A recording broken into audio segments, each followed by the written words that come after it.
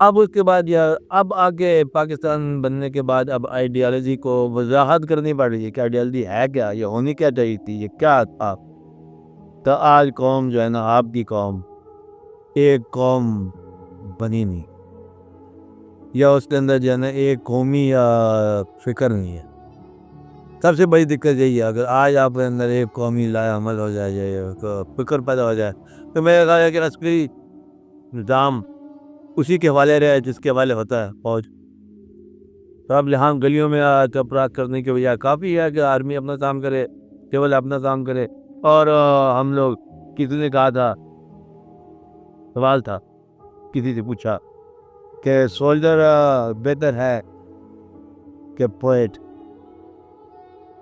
मैंने कहा कि पोएट अपनी जगह पर तो सोल्जर अपनी जगह पर। सोल्जर जो है वो बचाता है उस चीज़ को जो ये पेश करता है।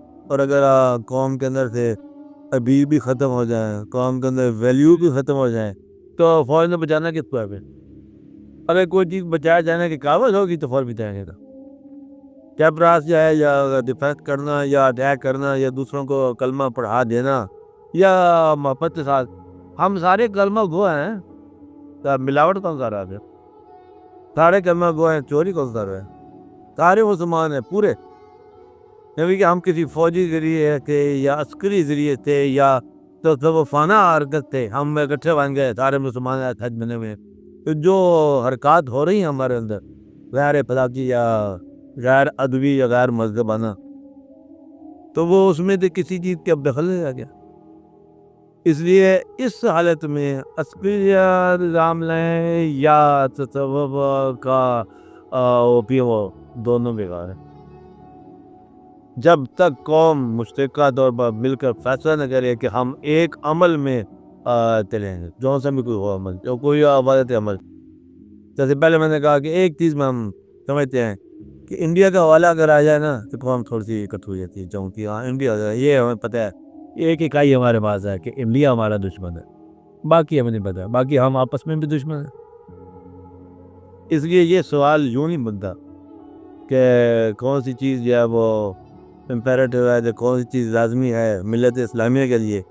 मेरे ख्याल है मिल्लत इस्लामिया की सबसे बड़ी चीज़ ज़रूरी है कि ये मिल्लत इस्लामिया बन जाए, एक मिल्लत बन जाए। चलो जी, खाना काबा की या मरकज़ियत से बन जाए। अगर वैसे जो मस्जिद है, एक इनमें अगर कोई अमीर खलीफतुल मुस्लिमीन सारी मिल्लत को हो जाए, तो मेरा ख्याल है खुद कौम बन सकती है। जो उसका हुक्म हो उसके मुताबिक फैसला जाता है कुछ नीति के साथ। इस हालत में जो है ना, दरमियान से कोई तहरीक उठा देना वो नहीं मानते, कभी भी नहीं मानते। आप अवामी सतह पर कोई तहरीक उठा दो, एक मुल्क में एक हिस्से में दूसरा हिस्सा जो है वो कुछ और ही तहरीक ला दे, तफरीक ना हो जाए। तो ये इस वक्त सोचने वाली बात है कि मिल्लत इस्लामिया क्यों नहीं मान रही।